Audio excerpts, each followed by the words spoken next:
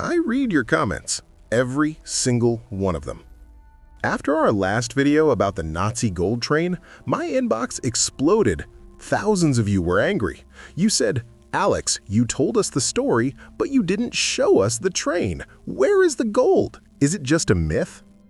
You were right to be angry. You were right to ask those questions, because the truth is, the mainstream media doesn't want to show you what is really down there. The Polish government sealed the area. The military guarded the 65th kilometer. They told the world, there is no train, go home. Most people believed them, but we didn't. Welcome back to GriotVibe. My name is Alex. Today, I am not going to give you theories. I'm not going to give you history lessons about World War II. Today, I'm going to show you exactly what happens when you don't stop digging. What you are about to see and hear is based on leaked reports from a rogue team of treasure hunters, a team that went past the yellow police tape, a team that went deep underground in the middle of the night. Sit down, lock your doors, because today, we open the mountain. We found it. Let me take you back to October of last year. A small team of independent researchers did not give up. They knew the official search was a cover-up. The government dug a hole, found nothing, and quickly closed the case. But they dug in the wrong spot, on purpose. Our secret team used military-grade ground-penetrating radar. This is technology that can see through solid rock. They didn't scan the 65th kilometer where the tourists go. They moved 2 miles deep into the heavy forest near an old broken bridge. At 2 a.m., the radar screen lit up. It was not a natural rock. It was a perfectly straight line of metal, over 100 meters long, buried exactly 30 feet under the earth. The radar even picked up the shape of heavy cannons on the roof. It was an armored train. The ghost train was real. But knowing where it is and getting to it are two different things. Remember, General Yamashita and the Nazi engineers loved booby traps. The ground was filled with old mines. If they used heavy machines or explosives to dig, they would blow up the entire mountain and themselves. They had to dig by hand. For 3 weeks, working only at night so the military wouldn't see their flashlights, they dug a vertical shaft. It was cold, it was wet, the mud kept falling in on them. Every time the shovel hit a hard rock, their hearts stopped, thinking it was a bomb. Then, on the 21st night, the shovel didn't hit mud. It hit solid, cold steel. They were standing 30 feet underground in a hole that was barely wide enough for 2 men. Water was dripping everywhere. The smell of sulfur and old dead air was suffocating. One of the men took his glove and wiped the thick black mud off the metal wall. Under the dirt, the metal was dark gray. He shined his flashlight on it. Right there, stamped into the thick iron plates, was the symbol of the Third Reich, the eagle. They had hit the side of the locomotive. But they couldn't just walk in. The air inside a sealed train from 1945 is toxic. The Nazis used a defense system called Zyklon B, deadly gas hidden in glass tubes near the doors. If you break the door the wrong way, the gas releases and you die in seconds. The team put on military gas masks. They used a quiet hydraulic cutter to slowly pry open a side hatch on the second wagon.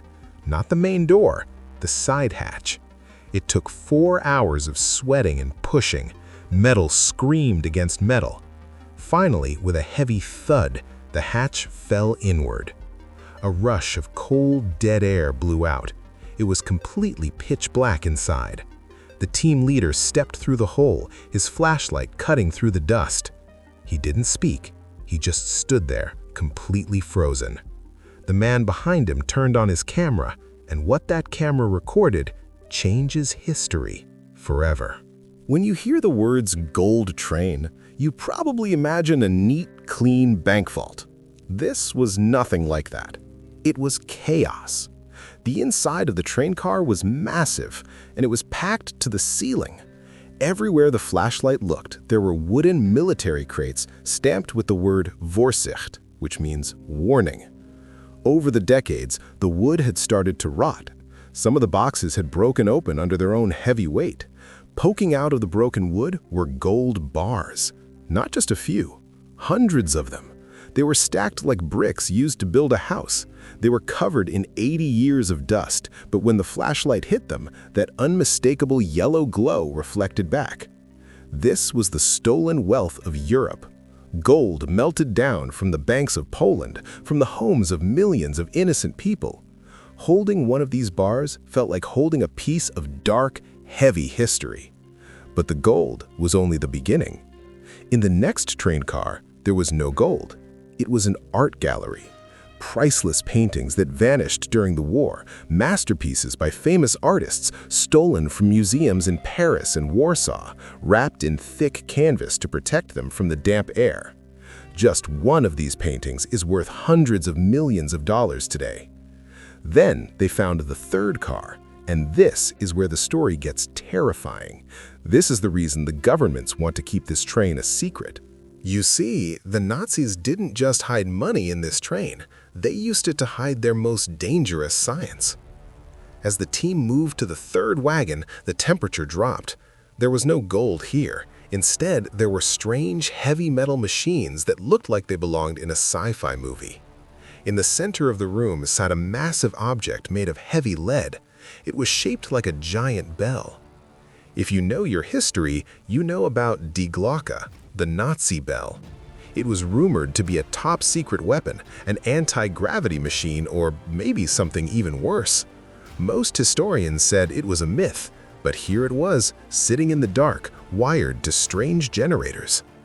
Next to it were metal cabinets filled with blueprints and files marked Project WWII. These documents detailed secret underground cities, weapons of mass destruction, and experiments that are too horrible to mention on YouTube. This wasn't just a treasure hunt anymore. They had stumbled into a military secret. Suddenly, the radio on the team leader's chest crackled. The voice on the other end was panicking. "Get out! Get out now! The military is moving in! We have helicopters inbound!" They had been spotted.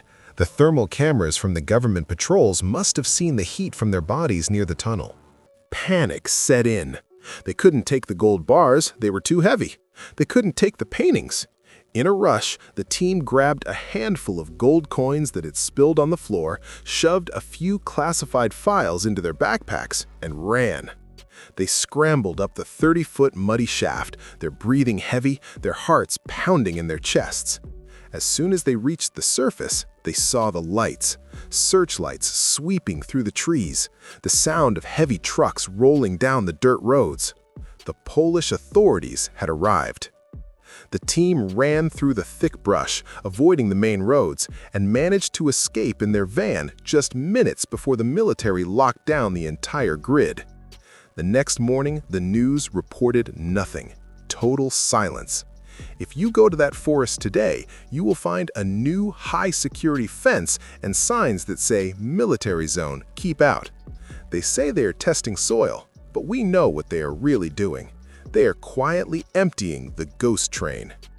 You wanted to know if the train was real? Yes, it is, and the wealth inside it is enough to change the global economy. But the real question isn't whether the gold exists. The real question is, who gets to keep it? The governments that cover it up, or the people it was stolen from? Alex leans closer to the camera, holding up the dirty gold coin. I told you GriotVibe digs deeper. This coin is proof that history is written by the people hiding the truth, but we won't stop exposing it. If you believe the truth should be free, you know what to do. Hit that subscribe button, share this video, and never stop questioning what they tell you. Until next time, stay curious and stay safe. I'm Alex. Good night.